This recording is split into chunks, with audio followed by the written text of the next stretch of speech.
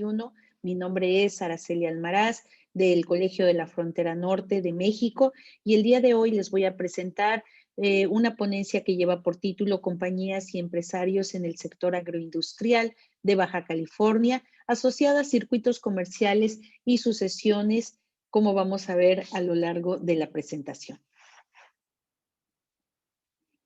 Los principales aspectos que voy a tocar están relacionadas sobre todo con el papel de aquellos hombres de negocios que van a hacer posible el ambiente empresarial a principios del siglo XX, su papel en el empuje o en el desenvolvimiento de actividades de comercio, servicios, agroindustria y la continuación de la actividad de exploración y explotación minera.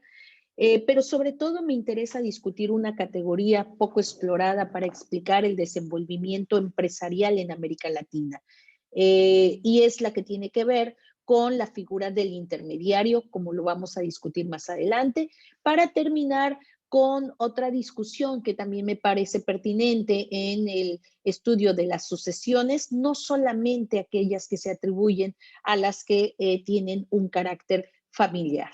Esta es la región de estudio. De su lado izquierdo, donde está el punto rojo, está Tijuana, y que es la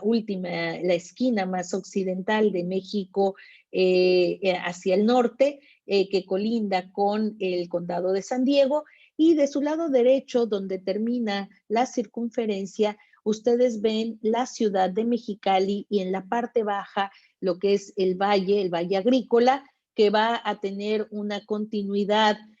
con el Valle Imperial por el lado estadounidense, y que juntos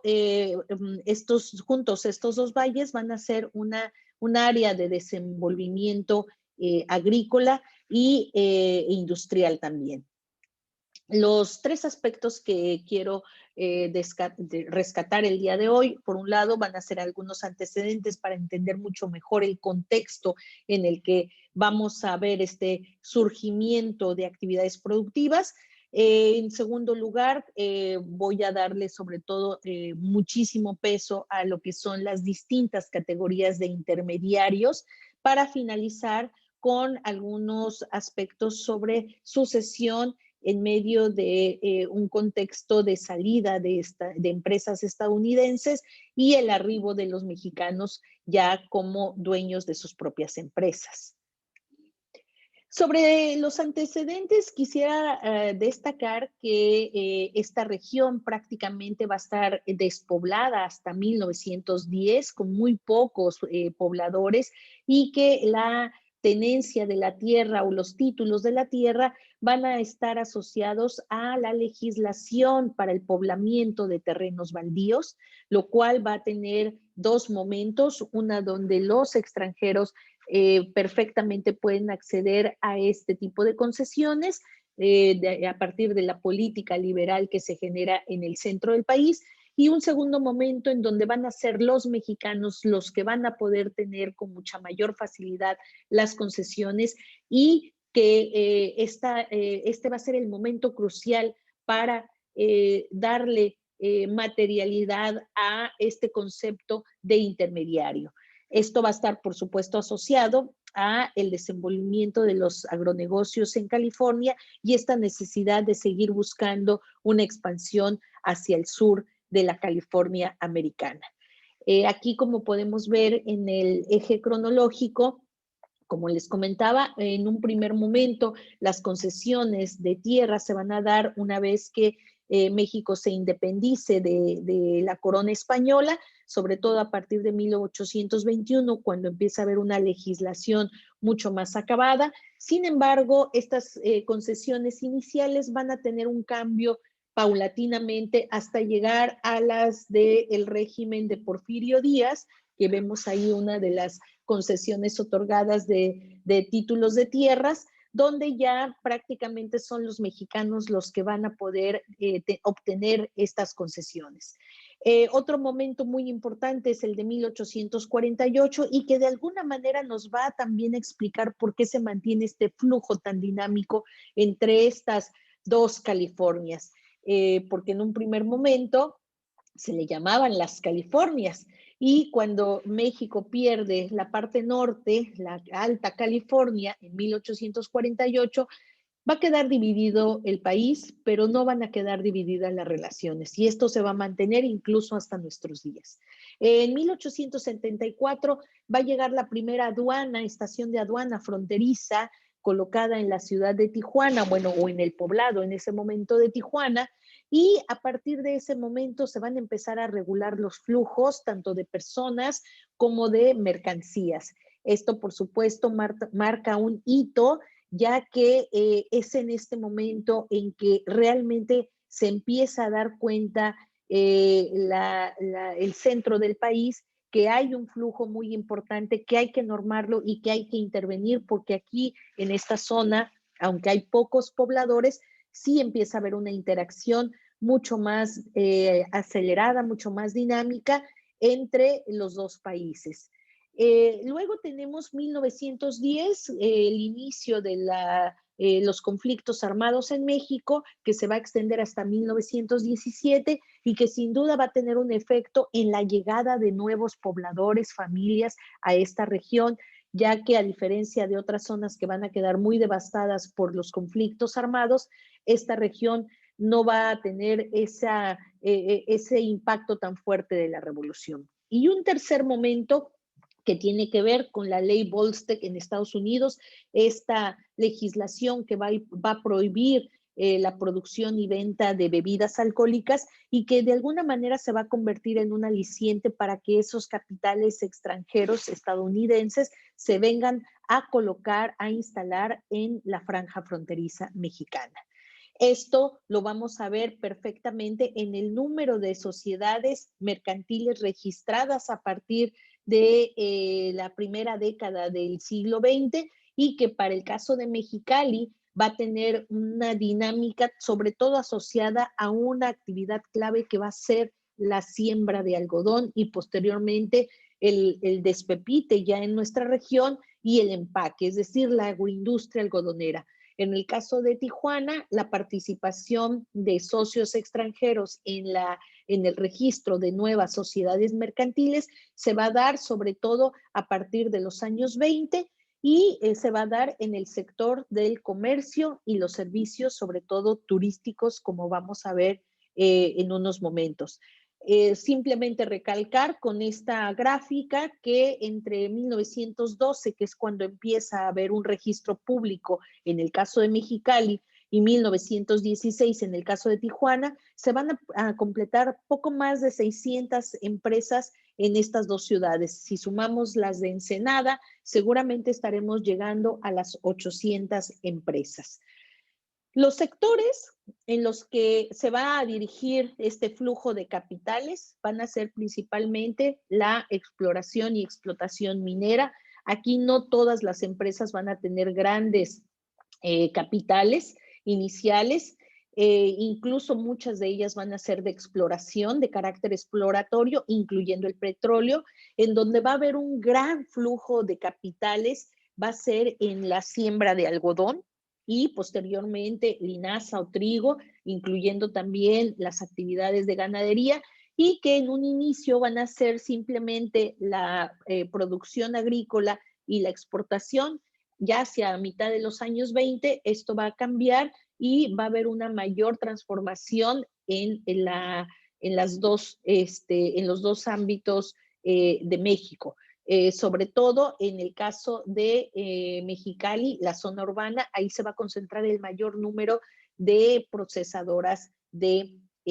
algodón. El comercio va a ir acompañando esta actividad de producción de algodón y transformación, y a ella la llegada de más pobladores pues se va a convertir en un mayor número de pequeñas empresas dedicadas a pues los servicios que se requieren en polos que están creciendo rápidamente. Sobre todo en el caso de las grandes empresas, lo que vamos a ver van a ser subsidiarias tanto de bancos, pero también subsidiarias de agroindustria relacionada con el algodón o con la producción de cereales. Servicios van a ser fundamentales. Esta región particularmente va a tener muchos más bancos al final de los años 20 y los primeros de la década de los 30, 8 bancos en total entre de origen estadounidense, mexicano y por ahí alguno de origen chino. Lo podrán ver en la ponencia que se subió a la plataforma. Pero sobre todo quiero insistir en los servicios de esparcimiento asociados a los hot springs. La imagen que ustedes veían al inicio de mi presentación era el complejo de hotel, del Hotel y Casino Agua Caliente, que era la compañía mexicana del agua caliente, que llegó a ser lo que podemos llamar el primer corporativo con 4 áreas diferentes relacionadas con los servicios de esparcimiento, y donde uno de ellos era las aguas calientes, las aguas termales, a partir de las cuales un gran número de visitantes pues se hizo asiduo visitante a esta región, que dicho sea de paso, el establecimiento de este lugar impulsó la llegada de vuelos hacia la región, la contratación de un mayor número de empleados en distintas actividades, también el cruce tanto de autos como de personas por la franja fronteriza, y esto se fue acompañando con otras actividades como fueron también las de otros casinos, las de carreras de caballos, incluso de galgos, y también peleas de box y de gallos que en su momento estuvieron asociadas a un tipo de intermediario que vamos a ver más adelante. Esta es la gráfica de la producción de algodón, simplemente para comentar que al inicio del siglo prácticamente no había nada de producción algodonera en el Valle de Mexicali, y que hacia 1913, el ciclo 1913-1914, empieza a despegar con 15 hectáreas cultivadas para llegar hacia mitad de los 20 con 60,000. Esto va a tener obviamente una participación importantísima en los mercados internacionales, ya que la producción de algodón se va a dirigir directamente a San Diego, y de San Diego se va a exportar hacia otras partes del mundo. Va a tener una caída importante durante los años que siguen a la Gran Depresión, pero después se va a recuperar. Sin embargo, este primer gran boom no va a ser el único, sino que va a tener después nuevos repuntes que incluso van a ser el triple de lo que en este momento está sucediendo. Pero para el contexto de principios del siglo XX es el primer gran boom algodonero en la región, y va a estar asociado completamente a la participación de inversionistas estadounidenses asociados con mexicanos. Esta es el listado de regiones del norte con mayor producción de algodón, y como ustedes pueden ver, el Valle de Mexicali se coloca en el segundo lugar. El segundo elemento que quería tocar el día de hoy con ustedes tiene que ver con las compañías que hicieron posible los circuitos comerciales entre las dos Californias, cuyos agentes van a jugar un rol fundamental. Son agentes estadounidenses y agentes mexicanos. Se podría pensar que solamente la participación de estadounidenses hizo posible la configuración del ámbito empresarial, pero no, es la participación de los intermediarios mexicanos los que sin duda van a hacer posible que se logre dar esta participación de capitales extranjeros y esta organización productiva en esta región fronteriza. Si vemos los siguientes 2 cuadros, vamos a ver que para el caso de Mexicali, nos da cuenta de que las primeras décadas fueron más sociedades estadounidenses que chinas y mexicanas. Posteriormente se consolidó la participación de las estadounidenses entre el 16 y el 25, pero también se incrementó muchísimo la participación de nuevas sociedades mexicanas. Esto es solamente nuevas sociedades. Y hacia la segunda mitad de la década de los 20 hasta 1939, ahí tenemos ya mayor participación de los mexicanos implementando sus propios negocios por encima de las estadounidenses.